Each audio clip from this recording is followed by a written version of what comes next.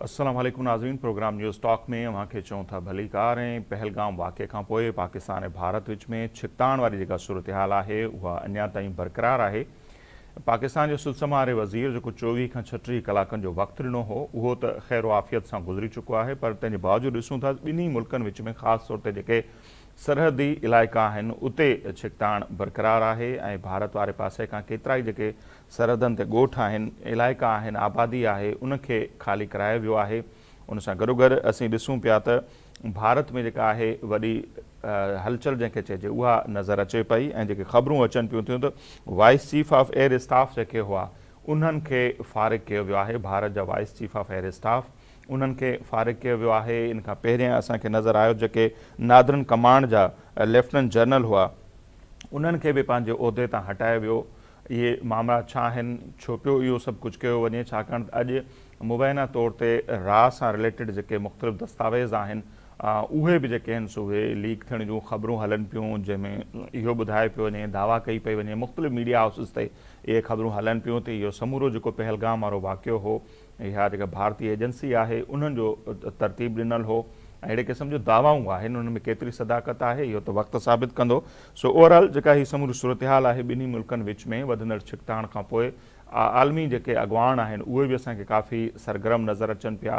उन्हनि जा मुख़्तलिफ़ राब्ता बि थिया आहिनि ऐं उन्हनि जा बयान बि साम्हूं अचनि पिया। ख़ासि तौर ते पाण जेके ॾिसूं था त अमेरिका जा जेके परॾेही वज़ीर आहिनि और उन्हनि वज़ीर आज़म शहबाज शरीफ़ साहिब सां फ़ोन ते ॻाल्हि ॿोल कई। उनखां पोइ उन्हनि जा जेके भारतीय हम मनसब आहिनि जयशंकर उन्हनि सां अमरीकी परॾेही वज़ीर ॻाल्हि ॿोल कई ऐं उन्हनि बि इहो चयो आहे त छिकताण खे घटाइण लाइ ॿई मुल्क किरदारु अदा कनि ऐं अमरीका पाकिस्तान जे इन किरदार जी साराह कई आहे त पाकिस्तान पहलगाम वाक़े जी जांच में मुकमल सहकार जी ख़ातिरी कराए पियो। ऐं पाकिस्तान इहो बि चयो आहे त इंटरनेशनल लेवल ते जंहिं फोरम ते चाहियो उनजी जांच करायो, पाकिस्तान ताउन कंदो। सो इन क़दम जी अमरीका जे तरफ़ां बि साराह कई पई वञे। उन सां गॾोगॾु असीं ॾिसूं था त सऊदी परॾेही वज़ीर बेतकरार घटाइण जे हवाले सां ॿिन्ही मुल्कनि ते ज़ोर ॾिनो आहे। उन सां गॾोगॾु ॾिसूं था कुवैत हुजे, ईरान हुजे, उन्हनि जा बयान साम्हूं आया आहिनि। चीन जो बि इहो चवणु आहे त इन मामले खे हल कयो वञे ऐं ख़िते में मुकमल अमन हुजणु खपे। गॾोगॾु वरी जेके तुर्की जो असीं ॾिसूं था त तुर्की जे सदर जो जेको बयानु आयो आहे उन में उन्हनि मुकमल तौर ते पाकिस्तान जी हिमायत कई आहे। सो हीअ जेका ओवरऑल समूरी सूरत हाल आहे, आलमी बिरादरी जो सरगर्म थियणु, अमरीका जे तरफ़ां राब्ता करणु, इन जो केतिरो इम्पैक्ट पवंदो ऐं जेको वक़्तु ॿुधायो पियो वियो या जेको हिकिड़ो अलर्ट जारी कयो वियो हो वफ़ाक़ी वज़ीर तरफ़ां उहो बि गुज़री चुको आहे। सो ईंदड़ ॾींहंनि में सूरत हाल ही किथे दंग कंदी, छा अञा इन ॻाल्हि जो इम्कान आहे त भारत जेको रद्दमल अची सघे थो, रद्दमल केतिरी शिदत जो हूंदो, उनखे जवाबु कीअं ॾिनो वेंदो। सो अॼु प्रोग्राम में पाण पहिरें हिसे में त उन ते ॻाल्हि ॿोल कंदासीं ऐं गॾोगॾु पाण प्रोग्राम जे ॿिए हिसे में ॻाल्हि ॿोल कंदासीं मीरपुर ख़ासि में पाकिस्तान पीपल्स पार्टी जो जेको जलसो थियो आहे जंहिंमें चेयरमैन बिलाल भुट्टो ज़रदारी ऐं ॿियनि अॻवाननि अहम ख़िताब बि कयो आहे। सो उन ते बि पाण अॼु जे प्रोग्राम में ॻाल्हि ॿोल कंदासीं। सो पहिरें हिसे में डॉक्टर हुमा बकई साहिबा जेके आहिनि परॾेही मामलनि जो माहिर आहिनि उन्हनि सां असीं ॻाल्हि ॿोल कयूं था। जेका ही सूरत हाल आहे पाकिस्तान ऐं भारत जी उनके समझने की कोशिश कंदासीं। हुमा बकई साहिबा, बहुत शुक्रिया, आपने हमारे लिए वक्त निकाला। आपसे समझना चाहेंगी किस तरह देख रही हैं पहलगाम वाक़या, उसके बाद हम देखते हैं कि अता तारड़ साहब ने कल एक अलर्ट जारी किया था 24 से 36 घंटों का। अल्हम्दुलिल्लाह वो तो खैर आफियत से गुजर गया, लेकिन तनाव वाली सूरत हाल अभी तक बरकरार है। तो ये जो सारी सूरत हाल है इसको आप किस तरह या किस जानिब बढ़ता हुआ देख रही हैं? देखिए, हमने तो ये सिचुएशन जो है उसको फेस किया है जी। इंडिया ने एक सूरत हाल हमारे ऊपर थोपी है जिसमें का जो सबसे इम्पोर्टेंट एस्पेक्ट है वो है इंडस वाटर ट्रीटी को अबायंस में डालना। बिल्कुल, जो अगर वो हमारा पानी रोकते हैं तो वो एक एक्ट ऑफ वॉर है और उसका हमें जवाब देना पड़ेगा। उसके बाद आपने देखा कि पाकिस्तान ने डिप्लोमेटिकली अपने आप को बहुत अच्छे से प्रेजेंट किया है, एंगेज किया है, और पॉलिटिकली भी पाकिस्तान को तो सूरत हाल का फायदा हुआ है क्योंकि बहुत पोलराइजेशन थी, उस पोलराइजेशन में कमी आई है। और इंटरनेशनली एक हफ्ता गुजर गया है और चाहे ब्लूमबर्ग हो, चाहे न्यूयॉर्क टाइम्स हो, सब लोग एक ही बात कह रहे हैं कि भाई इंडिया कोई सबूत नहीं दे सका है। और इस वजह से मेरा ख्याल है कि पाकिस्तान का स्टांस मजबूत हुआ है, वो पोजीशन ऑफ पावर में गया है और इंडिया का मुकदमा कमजोर पड़ा है और वो पोजीशन ऑफ वीकनेस में गया है। लेकिन अभी भी जहां पाकिस्तान को बहुत ज्यादा अलर्ट रहने की जरूरत है वो वाटर फ्रंट है। मेरा ख्याल है इंडिया ने और उनके जो भी मकासद होंगे इस ढोंग को रचाने के, लेकिन सबसे अहम बात जो है वो पानी है और वहां पर हमें अपनी आंखें खुली रखनी है और बहुत अलर्ट रहना है, क्योंकि 2019 में भी इंडिया कोशिश कर चुका है कि वो पाकिस्तान का पानी बंद करे, क्योंकि उसने कहा था कि जी खून और पानी साथ नहीं बह सकता। सही। तो एक बार फिर उसने वही सूरत हाल उठाई है। बस अब के ये है कि जो इंडियन नैरेटिव्स हैं उसका कोई बायर नहीं है, लेकिन क्या इंडिया की नीयत ठीक है, इसके बारे में बहुत बड़ा सवाल है। सही।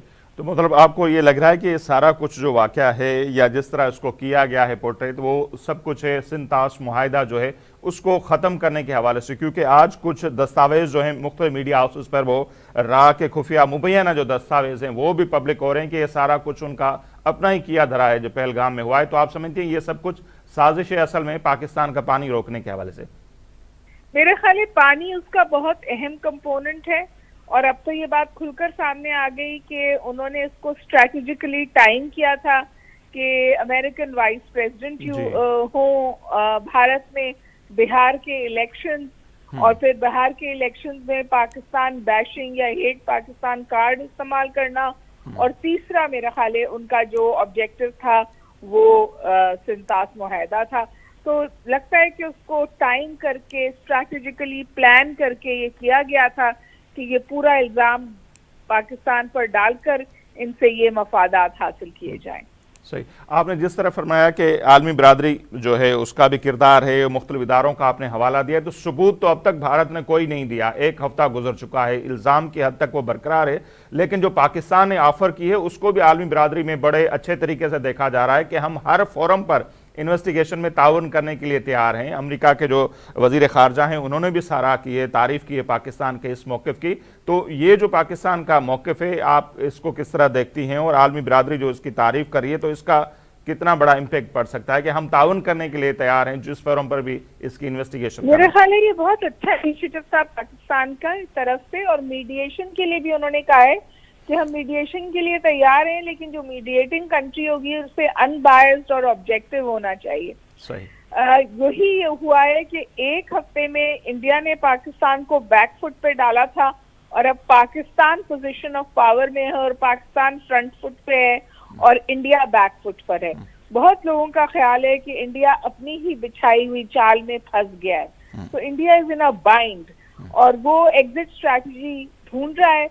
और तो जहाँ इसकी शुरुआत पाकिस्तान ने की है, पाकिस्तान तो डिफेंसिव ऑफेंसिव पर है। अगर आप हमारा पानी रोकेंगे या हम पर काइनेटिक वॉर इन्फ्लिक्ट करेंगे तो उसका पाकिस्तान भरपूर जवाब देगा और उसके लिए तैयार भी है। तो अंग्रेजी में कहते हैं ना जी, the ball is in the Indian court. तो अब देखिए कि इंडिया किस तरह रिस्पॉन्ड करता है, लेकिन इंडिया को ये समझ में आ गया है कि ये जो इसने एक्शन लिया है इस दफा it didn't fly.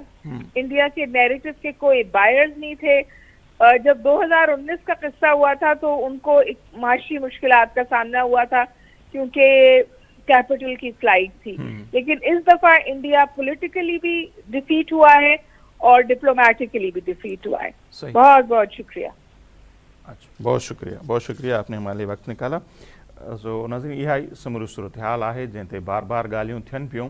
So India जी हुमा बकाई साहिब चवण बैकफिट ते आहे ऐं उन जेको कुछ कयो हो, हिकिड़ी प्लानिंग कई हुई पाकिस्तान के हवाले से, सो हू उनमें कामयाब न थिया आहिनि। ऐं जेकॾहिं हींअर ताईं ॾिसूं आलमी बरादरी जा भी जेके बयान अचनि पिया मुख़्तलिफ़ मुल्कनि जा, जीअं मूं इंट्रो में मूंखे ॿुधायो, तो उहे बि इन ॻाल्हि ते दबाव विझनि पिया त हिन छिकताण खे घटि करण लाइ किरदारु अदा कयो वञे। गॾोगॾु जेकॾहिं पाणी जो ई ज़िक्र कयूं जंहिंजो हवालो ॾियनि पियूं हुमा बकाई साहिबा, इहा हिकिड़ी पुराणी साज़िश आहे या ख्वाहिश आहे भारत जी पाकिस्तान जो पाणी रोकियो वञे, पर उन ते बि जेकॾहिं असीं ॾिसूं था त जेको 1960 वारे ॾहाके में जनरल अयूब जे दौर में मुआहिदो थियो हो तोड़े जो, सिंध के भी उन मुआहिदे ते तमाम घणा एतराज़ आहिनि, पर तंहिंजे बावजूद उन ते यको हिकिड़ो अमल त थिए पियो। 60 साल थी चुका आहिनि सिंतास मुआहिदे ते अमल हली रहियो आहे ऐं उन में बि आलमी इदारा इन्वॉल्व हुआ। वर्ल्ड बैंक जो उनमें तमामु घणो किरदारु हो। कराची में सयूं थियूं हुयूं, नेहरू उन ते सही कई हुई, भारतीय वज़ीर आज़म ऐं पाकिस्तान जे सदर उन वक़्तु जेके आर्मी चीफ हुआ जनरल अयूब उन सही कई हुई ऐं वर्ल्ड बैंक जे उन ज़माने जे जेके प्रेसिडेंट हुआ उन जी बि उन मुआहिदे ते सही थियल आहे। ऐं जेकॾहिं भारत इन मुआहिदे ते अमल नथो करे त ज़ाहिर आलमी इदारा जिन जी इन में मुदाख़लत रही आहे उहे बि इंटरवीन कंदा ऐं उन सां गॾोगॾु जेको आलमी कानून आहे पाणी जी विरासत जे हवाले सां उहो बि तमामु घणो मैटर करे पियो। अपर रिपेरियन ऐं लोअर रिपेरियन वारो जेको लॉ आहे ऐं उन ते ई BBC हुजे या ॿिया जेके दुनिया जा मञियल मीडिया हाउसिस आहिनि उन्हनि जूं रिपोर्टूं आहिनि ऐं उहे बि अपर रिपेरियन ऐं लोअर रिपेरियन वारे कानून जो हवालो ॾींदे हू ॿुधाइनि पिया था त जेकॾहिं भारत सुभाणे ईअं करे थो, पाकिस्तान जो पाणी रोके थो, पोइ भारत जो जेको पाणी अचे पियो ब्रह्मपुत्रा या ॿियूं जेके नदियूं अचनि थियूं उहे चीन मंझां अचनि थियूं। पोइ सुभाणे ईअं बि थी सघे थो जो को बि सबबु ॼाणाए चीन भारत जो जेको पाणी आहे उहो बि रोके सघे थो। सो ॾिसूं था त हीअ सूरत हाल जेका आहे उहा किथे दंग करे थी। हफ़्तो त गुज़री चुको आहे, अञा ताईं को अहिड़ो वॾो रद्दमल जेको खणी चइजे जीअं 2019 में साम्हूं आयो हो अहिड़ो को रद्दमल साम्हूं न आयो आहे। पर तंहिंजे बावजूदि अलर्ट रहणु तमामु घणो ज़रूरी आहे ऐं पाकिस्तानी फोर्सिस जेके आहिनि उहे अलर्ट आहिनि ऐं मुख़्तलिफ़ मुल्क जे मुख़्तलिफ़ इलाइक़नि में जंगी जेके मशक़ूं आहिनि उहे बि हलनि पियूं थियूं, पाकिस्तान में बि हलनि पियूं, भारत वारे पासे बि हलनि पियूं। ऐं भारत जे हवाले सां तव्हांखे ॿुधायोसीं त मुख़्तलिफ़ जेके आर्मी जा ऑफिसर आहिनि, हवाई फ़ौज जा उते ऑफिसर आहिनि, उन्हनि खे बि हटायो पियो वञे। उन जा सबब छा आहिनि?